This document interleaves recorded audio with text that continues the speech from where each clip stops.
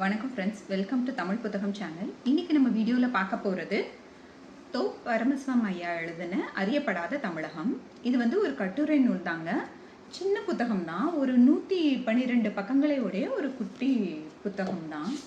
இதில் பார்த்தீங்கன்னா 7 தலைப்புகள் இருக்குது. இதுலேயே பக்கங்கள் பார்த்தீங்கன்னா தெரியும். ஒவ்வொரு தலைப்புமே பார்த்தீங்கன்னா ஒரு 25 பக்கம் கூட வராது, ரொம்ப கம்மியாக தான் வரும். படிக்கிறதுக்கு ரொம்பவே எளிமையாக இருந்தது. அந்த எழுத்து நடை ரொம்பவே ஈஸியாக இருந்தது.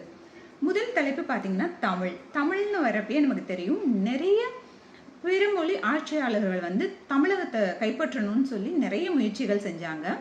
அப்படி அவங்க இங்கே ஆட்சி பண்ணணும்னு நினச்சப்ப நிறைய பேர் இங்கே செட்டிலும் ஆனாங்க. இங்கே தங்க வேண்டிய ஒரு சூழ்நிலை உருவானப்ப அவங்கெல்லாம் இங்கே தங்கினப்ப கூட நம்ம தமிழ் மொழிக்கு எந்த பாதிப்புமே ஏற்படாமல் அது எப்படி தன்னோட நிலையை தக்க வச்சுக்கிச்சு அப்படிங்கிறதெல்லாம் நம்ம தெரிஞ்சுக்க முடியுது. அதுக்கப்புறம் பார்த்தீங்கன்னா நம்ம பழந்தமிழர்களோட உணவு பழக்க வழக்கங்கள்லாம் எப்படி இருந்துச்சு அப்படிங்கிறதெல்லாம் சொல்கிறாங்க. உணவு பழக்க வழக்கங்கள்னு வரப்பே முதல் இடம் தண்ணீருக்கு வருது. தண்ணீருங்கிறப்பே அவங்க நீர்நிலைகளை அவ்வளோ அழகாக பராமரிச்சிருக்காங்கங்க. நம்ம செய்ய தவறுனா ஒன்று நம்ம முன்னோர்கள் எந்த அளவுக்கு அழகாக கையாண்டிருக்காங்கங்கிறதெல்லாம் நமக்கு இந்த புத்தகத்தில் தெரியுது. அடுத்ததாக பார்த்தீங்கன்னா உணவுன்னு வர்றப்பயே அந்த காலத்தில் நம்ம பாரம்பரியமாக என்னென்ன உணவுகள் சாப்பிட்டுட்டு இருந்தோம் தெரியுங்களா? நம்ம சக்கரை பொங்கல், பணியாரம்லாம் நம்ம பண்டைய கால உணவு வகைங்களாம். நம்ம இப்போ சாப்பிட்டுட்டு இருக்க இட்லி, தோசை, ஏங்க அதிரசம் கூட நம்மது இல்லைங்களாம். விஜயநகர பேரரசு காலத்துக்கு அப்புறம் நம்ம தமிழகத்துக்கு வந்ததுங்களாம். இது கேட்குறப்பே கொஞ்சம் கவலையாக தான் இருந்தது. அப்போ அதிரசம் கூட நம்ம பூர்வீகம் இல்லையா அப்பா அப்படிங்கிற மாதிரி இருந்தது. அடுத்ததாக பார்த்தீங்கன்னா உப்புக்கும் உணவுக்கும் ஒரு முக்கிய பங்கு இருக்குது. உப்பு பார்த்தீங்கன்னா அந்த காலத்தில் போக்குவரத்து அதிகமாக இல்லாத காலகட்டம்ங்கிறனால அந்த உப்பு ஒரு இடத்த அடையணும்னா அதுக்கான செலவுகள் அதிகமாக இருந்தது. அதனால எந்த அளவுக்கு அதிகம்னு பார்த்தீங்கன்னா நெல்லோட விலையும் உப்போட விலையும் கிட்டத்தட்ட ஒரு பக்கத்தில் இருந்த அளவுக்கு அவங்க சொல்கிறாங்க. அப்போ உப்போட விலை எந்த அளவுக்கு உயர்வாக இருந்திருக்கும்னு பார்த்துக்கோங்க. அதே நேரத்தில் பார்த்தீங்கன்னா உப்பு சாதாரண உணவு விஷயமா மட்டும் இல்லை, அந்த சமுதாயத்தோட ஏற்றத்தாழ்வை பற்றியும் சொல்கிற ஒரு விஷயமா இருந்திருக்கு. அந்த காலகட்டத்தில் பார்த்தீங்கன்னா சமுதாயத்தில் உள்ள கீழ்மட்ட மக்கள் உலை கொதிக்கிறப்பயே அந்த உப்பை அந்த சோற்றில் போட்டுறணுங்களாம். இலை விரித்து அந்த உப்பை தனியாக வச்சு சாப்பிட்ற வழக்கங்கள் கூட உயர்மட்ட சமுதாய அந்தஸ்தில் இருக்கவங்க மட்டும்தான் அதை அப்படி செய்ய முடியும் அப்படிங்கிற மாதிரியும் ஒரு விஷயம் சொல்கிறாங்க. ஸோ உப்புங்கிற ஒரு விஷயம் எந்த அளவுக்கு சமுதாயத்தில் ஏற்றத்தாழ்வை பிரதிபலிக்கிறதா இருந்திருக்குன்னு பார்த்துக்கோங்க. அடுத்ததாக பார்த்தீங்கன்னா அந்த காலத்தில் யூஸ் பண்ண எண்ணெய் வகைகள்ங்கிறப்பவே அந்த காலத்தில் எள், ஆமணக்கு, வேம்பு, இழுப்பை, புன்னை இந்த வகையான எண்ணெய்கள் மட்டும்தான் புழங்கியிருக்காங்க. அதே நேரத்தில் பார்த்தீங்கன்னா பசுவோட பால்ல இருந்து வர்ற நெய்யும் எருமையோட பால்ல இருந்து வர்ற எருமை நெய்யும், இந்த 2 நெய்யுமே அவங்க அந்த காலத்துல புழக்கத்துல இருந்திருக்கு. என்னடா இப்ப இருக்க நிலக்கடலை எண்ணெய் கூட அப்ப இல்லையானா இல்லைங்க, அதுவுமே எந்த காலகட்டத்துல வந்துச்சுங்கிறத நீங்க இந்த புத்தகம் படிக்கிறப்ப தெரிஞ்சுக்கோங்க. அடுத்ததா பாத்தீங்கன்னா சோறு விற்றல்னு ஒரு விஷயம் நம்ம தமிழகத்துக்குள்ள எப்ப ஊடுருவுச்சுங்கிறது தாங்க ரொம்ப சுவாரஸ்யமான விஷயம். அந்த காலத்தில் பார்த்தீங்கன்னா நம்ம பழந்தமிழர்கள் ஒவ்வொரு ஊருக்குமே ஒரு சாவடி இருக்கும். அந்த சாவடி ஊர் மத்தியில் இருக்கும். அப்போ வழிபோக்கர்கள் அந்த சாவடியில் நைட்டு தங்கிக்குவாங்க. இலைப்பாரிட்டு காலையில் அவங்க வேலைக்கு போயிடுவாங்க. அப்போ அவங்க அப்படி நைட்டு தங்குறப்ப அந்த ஊர் மக்கள் என்ன பண்ணுவாங்கன்னா அந்த சாவடியில் தங்கியிருக்கவங்க வெறும் வயிற்றோட படுக்கக்கூடாதுன்னு சொல்லிட்டு அவங்க இரவு சோறு கொடுத்துருக்காங்க. அந்த ஊர் மக்கள்லாம் அவங்களுக்காக பண்ணி கொடுத்துருக்காங்க. அதே நேரத்தில் பார்த்தீங்கன்னா பிற்கால சோழர்கள் என்ன பண்ணியிருக்காங்கன்னா அவங்க கோயிலில் மடம் கட்டினப்ப கூட அப்பையும் சட்டி சோறுன்னு ஒரு விஷயத்த அவங்க மக்களுக்காக செஞ்சுருக்காங்க.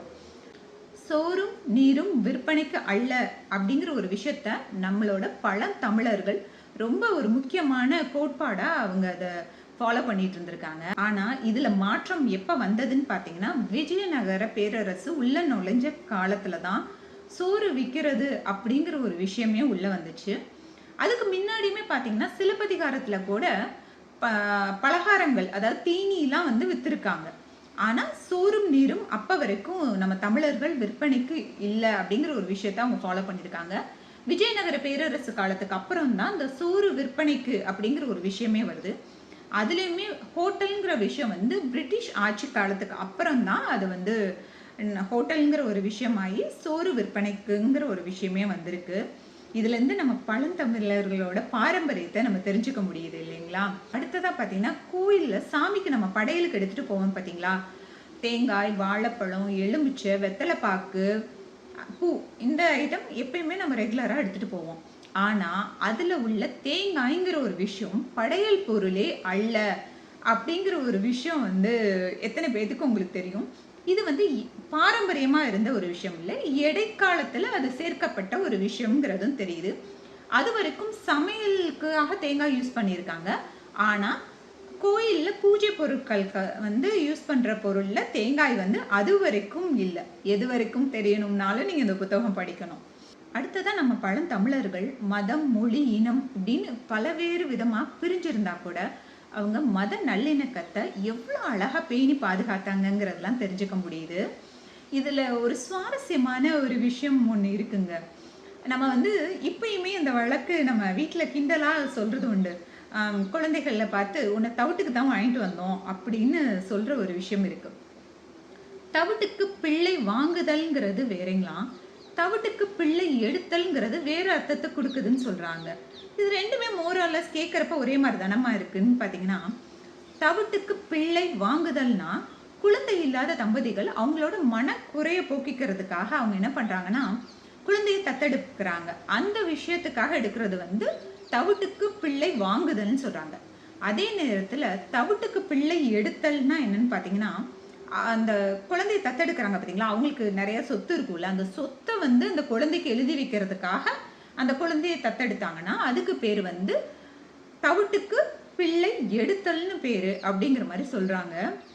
நம்ம தமிழ் மொழியில் இதுதாங்க பெரிய ஆச்சரியமான விஷயம். பார்க்க நமக்கு ஒரே மாதிரி தான் இருக்க மாதிரி இருக்கும், ஒரே அர்த்தத்தை தர்ற விதமாக தான் இருக்கும். ஆனால் பார்த்தீங்கன்னா அது ஒரே அர்த்தத்தை தராது. அதுதான் அதோட ஸ்பெஷலி. அடுத்ததாக பார்த்தீங்கன்னா நம்மளோட விளையாட்டு முறைகள்னு பார்த்தீங்கன்னா அந்த காலத்துலேருந்து இந்த காலம் வரைக்கும் கொஞ்சம் பாதுகாப்பாக இருக்குங்கிற ஒரு விஷயம் இதுதாங்க. பல்லாங்குழி, பாண்டி ஆட்டம், ஆடுபுலி ஆட்டம், சொட்டாங்கல், இது எல்லாமே வந்து பழங்காலத்தில் இருந்ததுன்னு சொல்கிறாங்க. ஆனால் இப்பயும் இது நடைமுறையில் இருக்குது. இது ஒரு விஷயம் தாங்க, நம்ம அப்படியே வச்சுருக்கோங்கிறதுல சந்தோஷப்பட்டுக்கலாம்.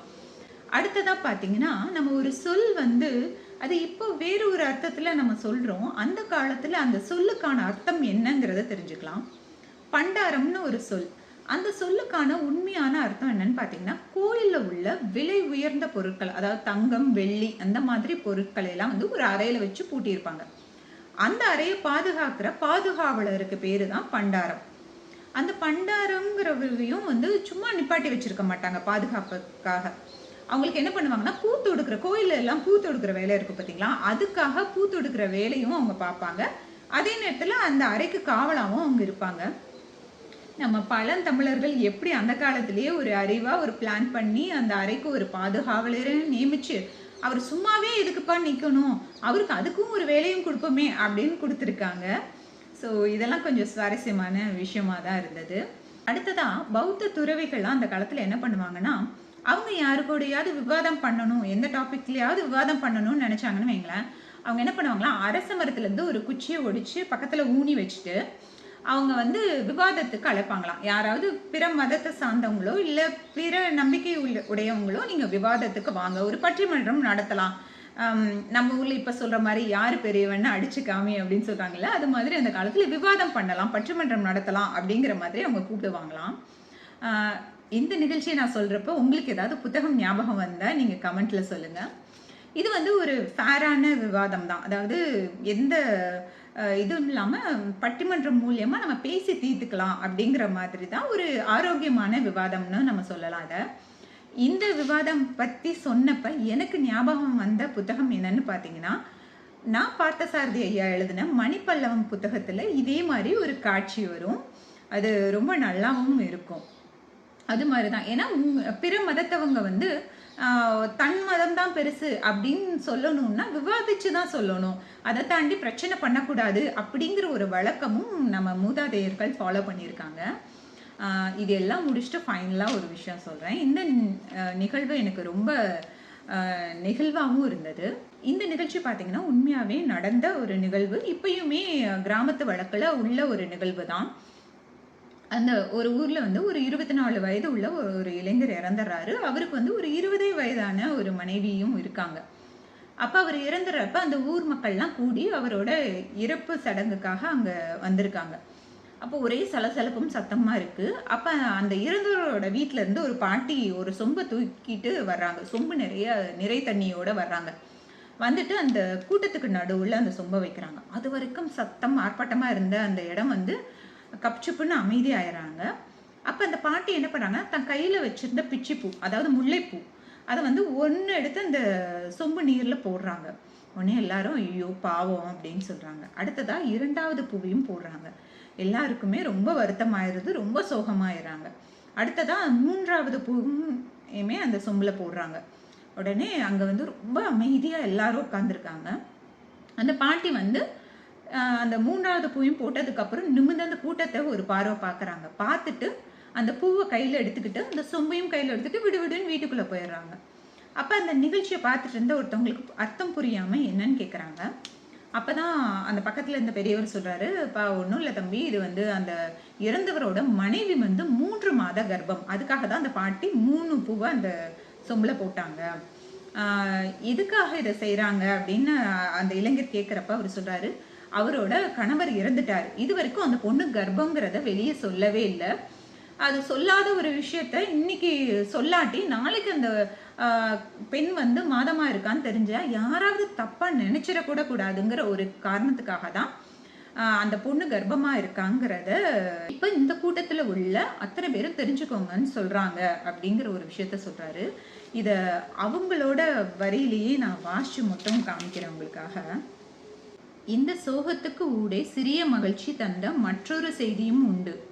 ஒரு பண்பாடு பேச்சே இல்லாத ஒரு சின்ன அசைவின் மூலம் எவ்வளவு நுட்பமாகவும் மென்மையாகவும் தன்னை அடையாளம் காட்டிக் கொள்கிறது. ரொம்ப ஒரு கஷ்டமான சூழ்நிலை இருந்தாலும் எவ்வளோ ஒரு வார்த்தை கூட பேசாம ஒரு எளிமையா ஒரு விஷயத்த சொல்லிட்டாங்க அப்படிங்கிறதெல்லாம் இந்த செய்தி மூலியமா நமக்கு தெரியுது. இது மாதிரி நிறைய நிறைய விஷயங்கள் இந்த புத்தகத்துல இருக்கு. அதுக்காகவாவது நீங்க அவசியம் படிங்க. இது நான் வந்து சொன்ன விஷயங்கள் ஒரு துளி கூட இல்லைங்க. நீங்க எதுக்காக படிக்கணுங்கிறதுக்காக தான் இத்தனை விஷயங்கள் நான் சொன்னேன். அவசியம் நீங்க படிச்சு பாருங்க. உண்மையிலேயே உங்களுக்கு அவ்வளோ நம்ம பண்டைய தமிழர்களை பத்தி நிறைய விஷயங்கள் நமக்கு தெரிஞ்சுக்க முடியும். இந்த வீடியோ உங்களுக்கு யூஸ்ஃபுல்லா இருந்திருக்குங்கிறத நான் நம்புறேன். தொடர்ந்து இதே மாதிரி புத்தகங்களை பத்தின வீடியோ வேணும்னா நம்ம சேனல்ல இணைந்திருங்கள். அடுத்து வேறு ஒரு புத்தகத்தோட உங்களை நான் சந்திக்கிறேன். அதுவரை உங்களிடமிருந்து விடைபெறுவது கலையரசி சீனிவாசன்.